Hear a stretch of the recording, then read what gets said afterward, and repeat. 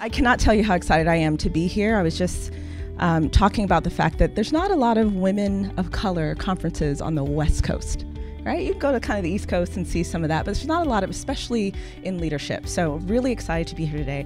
The challenge with women sometimes is that we're considered a monolith. You address women and you address them all. And that is true of anything, women in finance, women in this, or women, even leadership programs that don't talk about the dimension of color, leave out about 3/4 of who we are and the experiences that we might have. I don't think I have to say to anybody in this room that there is very strong research, there's a strong business case for more diversity and inclusion in the workplace. Diverse, inclusive organizations are more innovative, they're more agile, they're higher performing. What are you gonna do for yourself that's gonna make you most comfortable, but is also appropriate to the environment, right? And if it's hard to navigate, if it's difficult to know, because we're not in a everybody wears a suit culture, then you gotta look for those people, those mentors, those sponsors, or the people you admire to kind of figure out what's gonna work for you.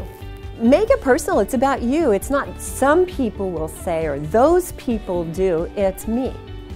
I'm having a problem right now with balance and it looks like this, okay? Because the more you can name that and frame it, the more we can find ways to get there. Because you have to ask for what it is that you want. But in order to know what you want, it's important to have an objective. Because people ask me all the time, what should I do next? And my honest answer is, it doesn't matter. It doesn't matter unless you actually know what you're striving for. Because any step will take you on a path. The key is, do you know what path and direction you're trying to go in? Then I can help you with what step you ought to be taking. So planning is really important.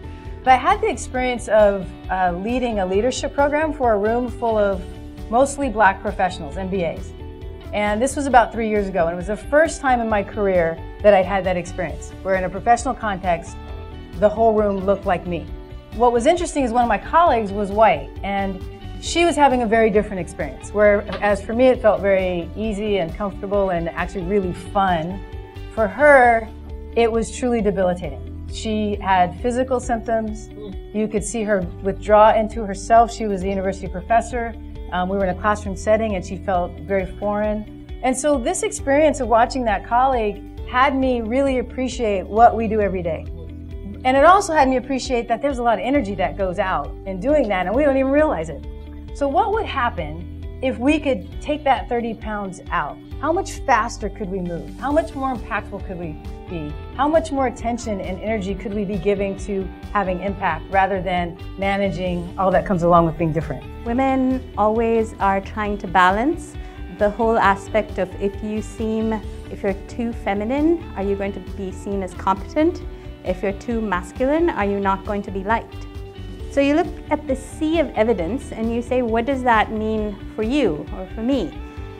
Well, one thing I will say is I feel we all have a deep responsibility to take this information and go out and tell people about it, tell people around you, the men you work with, the women you work with, because I think the most important thing about unconscious bias that you can do is actually make it conscious. I really enjoyed the panel on intersectionality. Empathy really is at the core of really understanding one another and having exercises like design thinking to kind of help really facilitate that conversation in a team really helps get everyone's perspectives and promotes innovation.